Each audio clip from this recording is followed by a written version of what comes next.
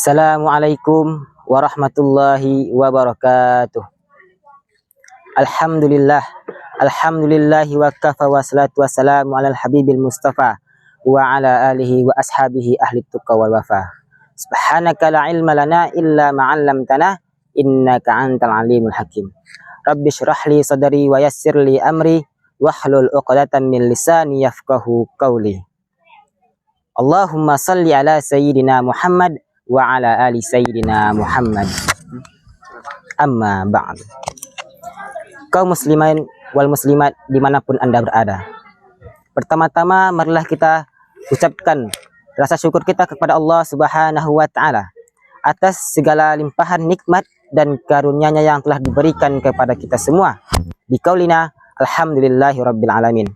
Selawat bersertakan salam tidak lupa pula kita hadiahkan kepada junjungan alam, sang pencerah alam, yakni Nabi Muhammad sallallahu alaihi wasallam bil lafaz Allahumma salli ala sayyidina Muhammad wa ala ali sayyidina Muhammad. Assalamu alayka ya Rasulullah, assalamu alayka ya Habibullah.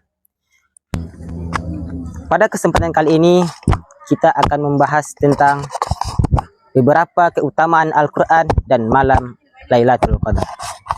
Kaum muslimin wal muslimat dimanapun Anda berada, Al-Quran adalah kitab sucinya umat Islam yang diturunkan kepada Nabi Muhammad sallallahu alaihi wasallam melalui perantara malaikat Jibril. Yang mana Al-Quran ini yaitu sebagai pelengkap, sebagai penyempurna kitab-kitab terdahulu. Dan Allah Subhanahu wa Ta'ala sangat menyayangi Al-Quran dan orang-orang yang gemar membacanya. Fa ahlul Quran hum ahlullahi wa khasatuh. Ahli Al-Quran adalah keluarganya Allah dan orang-orang khusus di sisinya. Dalilnya adalah hadis Nabi Muhammad sallallahu alaihi wasallam, inna lillahi ahlina minan nas.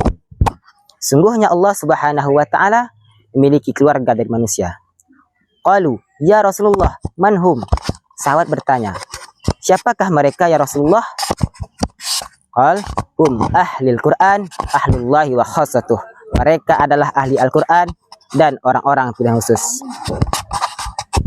Dan dalam hadis yang lain Nabi juga bersabda, Iqra'ul Quran, bacalah Al-Quran, fa innahu ya'ti yaumal qiyamah, karena kelak ia akan datang pada hari kiamat, safi'an li ashabi, sebagai pemberi syafaat bagi mereka yang rajin membacanya.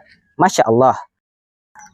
Kaum muslimin wal muslimat dimanapun Anda berada, Al-Quran begitu terhormat, Al-Quran dimuliakan, Al-Quran diagungkan, tidak turun di satu waktu kecuali waktunya menjadi mulia. Al-Quran diturunkan pertama kali pada hari Jumat, maka Jumatnya menjadi Sayyidul Ayyam, rajanya para hari. Al-Quran diturunkan melalui perantara malaikat Jibril, malaikatnya status menjadi Sayyidul Malaikah, pemimpin para malaikat. Diturunkan pada sosok mulia, maka dengan Quran itu bertambahlah kemuliaan dan keistimewaannya di hadapan Allah Subhanahu wa Ta'ala. Al-Quran diturunkan di Makkah, Makkah penuh dengan berkah. Al-Quran diturunkan di Yasrib, Yasrib menjadi Al-Madinah Al-Munawwarah. Al-Quran pertama kali diturunkan pada satu bulan, bulannya menjadi mulia. Syahrul Ramadan alladzi unzila fihi al-Quran. Bulan Ramadan adalah bulan turunnya Al-Quran. Dia diturunkan pada satu malam, malamnya menjadi penuh kemuliaan. Inna anzalnahu fi lailatul qadr. Kami turunkan Al-Quran itu, kata Allah, pada malam Al-Qadar. Dan di ayat yang lain Allah juga berfirman, Inna anzalnahu fi lailatin mubarakah. Kami turunkan Al-Quran itu pada malam penuh keberkahan. Berarti dua sifatnya, malam Al-Qadar dan malam penuh keberkahan. Lantas, jadi kapankah malam Al-Qadar itu? Allahu alam, kita tidak tahu secara pasti. Banyak ulama yang berpendapat mengenai hal ini. Ada yang menyebutkan di salah satu malam 10 yang akhir, dan ada juga yang mengatakan di awal-awal Ramadan dan lain sebagainya. Lantas, apakah keistimewaan malam Al-Qadar ini? Allah langsung jelaskan. Kemudian kata Allah, tanazzalul malaikatu warruh. Pada malam itu, para malaikat turun ke bumi dan ruh, yaitu malaikat Jibril. Malaikat Jibril tugasnya adalah menyampaikan wahyu. Setelah Nabi Muhammad SAW wafat, selesailah tugas menyampaikan wahyunya. Tetapi malaikat Jibril setahun sekali turun ke bumi karena keagungan Al-Quran itu. Sampai saking banyaknya malaikat yang turun, ulama tafsir menyebutkan bumi seakan-akan sesak oleh malaikat.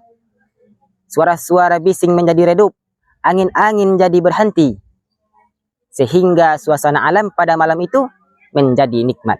Dan ini bahasa Al-Qur'annya diungkapkan dengan kalimat salam. Salamun hiya hatta matla'il fajr. Sejahteralah malam itu sampai terbitnya fajar.